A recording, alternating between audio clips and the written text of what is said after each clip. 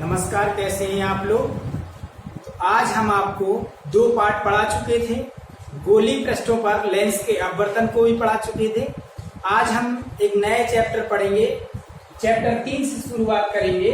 Chapter का नाम है प्रिज्म द्वारा प्रकाश का अपवर्तन तथा परिक्षेपण। तो प्रिज्म द्वारा प्रकाश का अपवर्तन को हम जानेंगे। तो इसके पहले हम सबसे पहले आज हम ये जानेंगे कि प्रिज्म क्या है। तो प्रिज्म क्या है, तो इसके लिए तो हम डेफिनेशन बताते हैं। प्रिज्म क्या है इसे समझाएंगे कि किसी कोण पर झुके दो समतल अपवर्तक पृष्ठों के बीच घिरे समांगी पारदर्शी माध्यम को हम प्रिज्म कहते हैं। जैसा कि दोबारा समझाएंगे कि किसी कोण पर झुके दो समतल पारदर्शी अपवर्तक समान माध्यम को हम प्रिज्म कहते हैं। तो प्रिज्म के लिए प्रिज्म कोण या अपवर्तक कोण ए कोण ऊपर दिया गया है। तो प्रिज्म कोण इसे हम दो समतल अपवर्तक फलकों के बीच जो कोण बनेगा उसे हम प्रिज्म कोण कहेंगे। तो प्रिज्म कोण की डेफिनेशन यदि हम कहें प्रिज्म कोण की, तो प्रिज्म कोण कहलाता है कि प्रिज्म की दो समतल अपवर्तक फलकों के बीच बने कोण को, प्रिज्म की दो समतल अपवर्तक फलकों के बीच बने कोण को हम प्रिज्म कोण कहते हैं। इसके बाद हम आपको बताते हैं विचलन कोण। विचलन कोण क्या कहलाता है? तो विचलन कोण कहलाता है प्रिज्म की अपवर्तित किरण तथा निर्गत किरण के बीच के बने विचलन को या बीच के अंतर को हम विचलन कोण कहते हैं। जैसा कि हम बताएंगे कि जब कोई किरण आपतित किरण तथा निर्गत किरण के बीच के जो विचलन आता है, इसके बीच जो विचलन आता है इसे हम विचलन कोण डेल्टा कहते हैं। जो किरण आ रही है और जो किरण निर्गत है उसके बीच कितना डिफरेंस, यदि अपवर्तन ना होता तो किरण सीधी निकल जाती, और यदि अपवर्तन के बाद किरण की स्थिति कैसी है इस दिशा में, तो बीच में डिफरेंस जो अंतर आया है उसे ही हम विचलन कोण कहते हैं। अब हम जानेंगे कि प्रिज्म के अल्पतम विचलन की स्थिति में सबसे पहले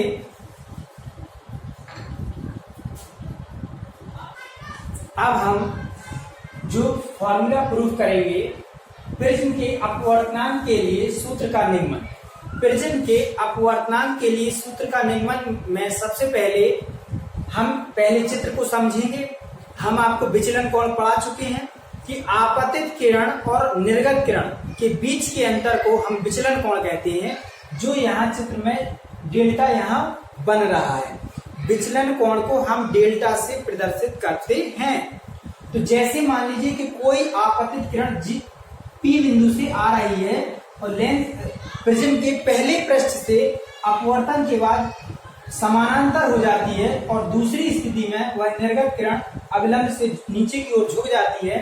तो यदि विचलन ना होता तो आपतित किरण जो थी वो सीधी निकल जाती, और निर्गत किरण के बीच में जो डिफरेंस आ रहा है उसी को हम विचलन कोण डेल्टा कहते हैं। इसके बाद हम आपको बता दें कि यदि जो किरण आ रही है और अविलंब के बीच, अविलंब है NQE, अविलंब और आपतित किरण के बीच में जो कोण बन रहा है उसे हम आपतन कोण I कहते हैं, और अपवर्तन कोण इसमें R है। जब कोई किरण प्रिज्म के अंदर प्रवेश हो जाती है तो वह अपवर्तन के बाद अपने आधार प्रिज्म के समांतर हो जाती है। दूसरा पॉइंट इसका ये है कि जब कोई किरण प्रिज्म में प्रवेश कर जाती है तो वह अपनी आधार रेखा के समांतर प्रिज्म में हो जाती है। इसके बाद जब प्रिज्म से वह निर्गत बाहर की ओर होगी तो उसके लिए आपतन कोण R डैश बनेगा निर्गत स्थिति के लिए, और निर्गत कोण I डैश बनेगा। I का मान I डैश के बराबर होगा। इसके बाद हम जानते हैं कि अविलंब NQE इस AB पृष्ठ के लिए लंब का कार्य करता है, और AC पृष्ठ के लिए P, और यहाँ मान लीजिए R है, एक पॉइंट R है। तो ERM AC पर एक अविलंब है। अब हम जानेंगे बहिष्ठ कोण।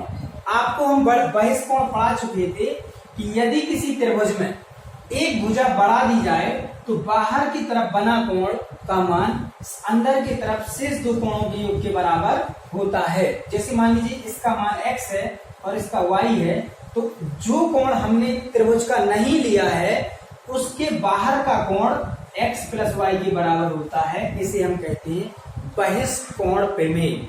और हम अब जानेंगे बहिष्ठ कोण प्रमेय से इसके व्यंजक को प्रूफ। तो सबसे पहले हम जानते हैं त्रिभुज DQR में। सबसे पहले देखेंगे त्रिभुज DQR में। DQR में जानेंगे कि डेल्टा का मान हम कह सकते हैं DQR जो डेल्टा है, डेल्टा बराबर कोण DQR प्लस DRQ, कोण DRQ। इसके बाद डेल्टा बराबर, अब हम जानते हैं कि DQR, अब हमें DQR की वैल्यू यदि निकालना है तो कोण DQR बराबर हम कह सकते हैं कि I माइनस R होगा, I माइनस R होगा, क्योंकि शीर्षाभिमुख कोण से I का मान R और DQR के बराबर, इन दोनों का योग I कोण के बराबर होगा। इसलिए I में से R सब्ट्रैक्ट कर देंगे, घटा देंगे, तो कोण DQR आ जाएगा। तो हम कह सकते हैं कोण DQR बराबर I माइनस R। इसके बाद हम जानेंगे कोण DRQ बराबर हम कह सकते हैं कि I dash minus R dash, I dash minus R dash. कोण DRQ बराबर I dash minus R dash. तो इस कोण की वैल्यू आ जाएगी, तो यहाँ रख देंगे, हो जाएगा I minus R plus I dash minus R dash. अब यहाँ डेल्टा बराबर हम कह सकते हैं कि I एक साथ लेंगे तो I plus I dash minus, यहाँ R एक साथ ले लेंगे माइनस R माइनस के R डैश। तो डेल्टा बराबर हो जाएगा I plus I dash minus, common ले लेंगे तो R प्लस R डैश आ जाएगा। इसे समीकरण नंबर 1 बना के अलग कर लीजिएगा। इसके बाद अब हम जानेंगे कि चतुर्भुज AQER में, चतुर्भुज AQER में, अब चतुर्भुज AQER में जानेंगे कि कोण AQE, कोण Q पूरा AQE बराबर 90 अंश, इसलिए क्योंकि यह एक अभिलंब है AC सतह पर। हम कहेंगे कि NQ लंब है AB पर, AB सतह पर NQ लंब है, तो ये वाला कोण 90 अंश आ जाएगा। और हम कह सकते हैं कि ER लंब है AC पर, या हम यहाँ कह सकते हैं कि EQ लंब है, पूरा एक लंब है, और यहाँ कहेंगे ER लंब है AC पर। तब हम कहेंगे कि कोण Q बराबर 90 अंश, कोण Q बराबर 90 अंश, और कोण R बराबर कौन सा ARE, तो कोण R बराबर भी 90 अंश। अब यहाँ देखेंगे हम कि कोण A प्लस कोण Q प्लस कोण E, कोण A प्लस कोण Q प्लस कोण E प्लस कोण R बराबर 360 अंश हम जानते हैं चतुर्भुज के लिए। अब इसके बाद कोण A की वैल्यू सेम रखेंगे, Q का मान 90 अंश हो जाएगा, प्लस कोण E रखेंगे, प्लस R की वैल्यू 90 अंश हो जाएगी, बराबर 360 अंश। तो कोण A, यहां देखेंगे हम कि कोण A प्लस कोण E बराबर, कोण A प्लस कोण E बराबर हम कह सकते हैं 360 अंश माइनस 180 अंश, 90 ऐड करके सब्ट्रैक्शन कर देंगे, पक्षांतर कर देंगे। तो कोण A प्लस कोण E की वैल्यू जो आ जाएगी वो हो जाएगी 180 अंश। समीकरण नंबर 2 मान लीजिएगा। इसके बाद A प्लस E की वैल्यू हम जानते हैं कि 180 अंश आ चुकी है। अब हम नीचे त्रिभुज में लेंगे, त्रिभुज QRE में, त्रिभुज QER में, त्रिभुज क्यू ई आर कहाँ है, Q E are, Q E are. तो अब इसके तीनों कोणों को लेंगे हम। तीन कोण कौन कौन से, क्यू ई आर में R plus R dash plus कोण ई। तो कोण आर हम कहेंगे R plus R dash plus कोण ई बराबर R plus R dash plus E बराबर 180 अंश। समीकरण number 3, R plus R dash plus E बराबर 180 अंश। अब समीकरण 2 और 3 को बराबर करने पर, तो समीकरण 2 व 3 से जब समीकरण 2 और 3 को बराबर करेंगे तो हम जानेंगे कि कोण ए प्लस कोण ई बराबर R plus R dash plus कोण ई। कोण ई से कोण ई कैंसिल हो जाएगा, तो कोण ए की वैल्यू जो आ जाएगी वो आ जाएगी आर प्लस आर डैश। कोण ए की वैल्यू जो आ जाएगी वो हो जाएगी आर प्लस आर डैश आ जाएगी। अब हम जानेंगे कि अधिकतम विचलन के लिए, अब हम यहां तक पहले नोट कर लीजिएगा आप लोग, यहां तक कोण ए की वैल्यू हम निकाल चुके हैं आर प्लस आर डैश, आप लोग यहां नोट कर लीजिएगा इतना।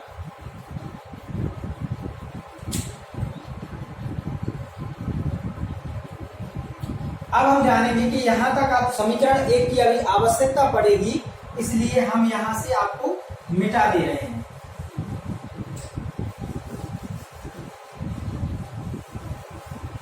अब हम जान चुके हैं कि कोण ए की जो वैल्यू है वो आर प्लस आर डैश के बराबर है। तो ऐसी स्थिति में हम निकाल चुके हैं कि कोण ए बराबर आर प्लस आर डैश। अब अल्पतम विचलन की स्थिति लेंगे तो कोण ए बराबर, कोण अल्पतम विचलन में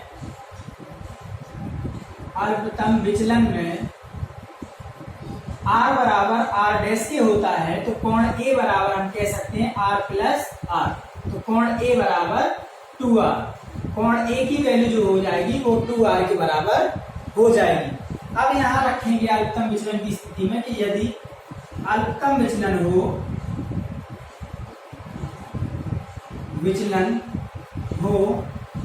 तब डेल्टा बराबर डेल्टा एम कहेंगे और आई बराबर आई कहेंगे, आई और आई डैश बराबर आई और आर डैश बराबर आर कहेंगे। यहां मान रख दीजिएगा, तो ये हो जाएगा डेल्टा एम बराबर I plus I minus R plus R. यहां हो जाएगा डेल्टा एम बराबर 2i माइनस 2r।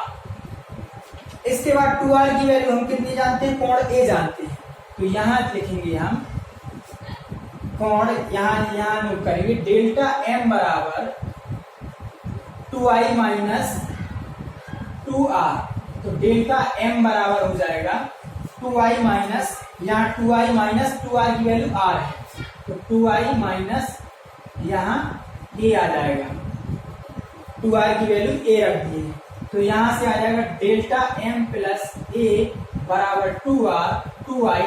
तो i बराबर मान निकालेंगे तो delta m plus a upon 2।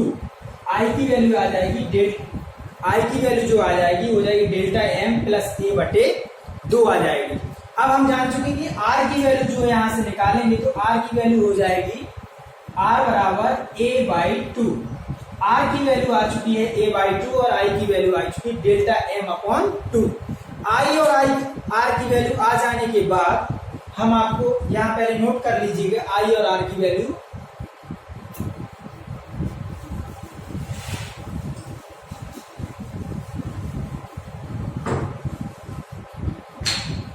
अब हम जानते हैं स्नेल के नियम से। स्नेल का नियम क्या कहता है कि यदि आपतित किरण की ज्या तथा अपवर्तित किरण की ज्या के अनुपात को हम क्या कहेंगे, स्नेल का नियम कहेंगे। तो जैसे आप जानेंगे कि स्नेल के नियम से n बराबर sine I upon sine R हम पढ़ चुके हैं। n बराबर i की वैल्यू हमने क्या निकाली है, डेल्टा m प्लस a बटे 2। तो sine delta m plus a बटे 2 अपॉन साइन a बटे 2। इसे हम कहेंगे प्रिज्म के अपवर्तनांक का सूत्र। प्रिज्म के अपवर्तनांक का सूत्र होता है n बराबर साइन ए प्लस डेल्टा एम प्लस ए बटे 2 अपॉन साइन ए बटे 2। इसे हम प्रिज्म के अपवर्तनांक का सूत्र कहेंगे। अब अधिकतम विचलन की स्थिति में, इसे पहले नोट हो गया इतना।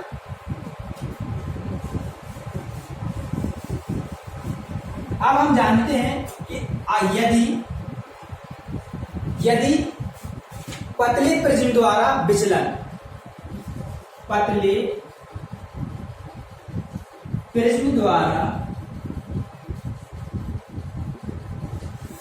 विचलन, पतले प्रिज्म द्वारा विचलन होता है कि यदि पतले प्रिज्म के लिए हम जानेंगे कि साइन डेल्टा एम प्लस ए बटे 2 बराबर डेल्टा एम प्लस ए बटे 2 हो जाएगा और साइन ए बटे 2 का मान ए बटे 2 हो जाएगा पतले प्रिज्म के लिए। यहां हम साइन की वैल्यू अत्यंत सूक्ष्म मान लेंगे, तो यहां मान रख देंगे तो n बराबर हो जाएगा डेल्टा एम प्लस ए बटे 2 पूरक के बटे ए बटे 2, 2 से 2 कैंसिल हो जाएगा। यहाँ अल्पतम विचलन के लिए साइन के मान को डेल्टा एम प्लस ए बटे 2 के बराबर रख लेंगे।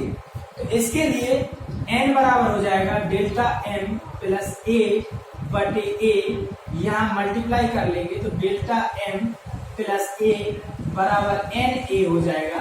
तो यहाँ डेल्टा एम की वैल्यू निकाल लेंगे, तो डेल्टा एम की वैल्यू निकालने के लिए हम करेंगे एन ए माइनस ए हो जाएगा।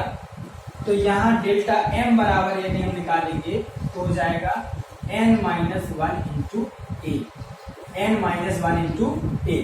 तो हम कह सकते हैं पतले प्रिज्म के लिए विचलन कोण का मान जो होता है वो डेल्टा एम बराबर n माइनस 1 इंटू ए होता है। अब हम जानेंगे कि प्रिज्म के अधिकतम विचलन, पतला जो प्रिज्म है वो किन किन बातों पर निर्भर करता है। तो वह पतला प्रिज्म जो है वो प्रिज्म के विचलन पर निर्भर करता है और अपवर्तनांक पर और प्रिज्म के कोण पर। प्रिज्म का जो विचलन होता है, कोई भी किरण यदि हम प्रिज्म से डालते हैं तो वह किन किन बातों पर निर्भर करती है।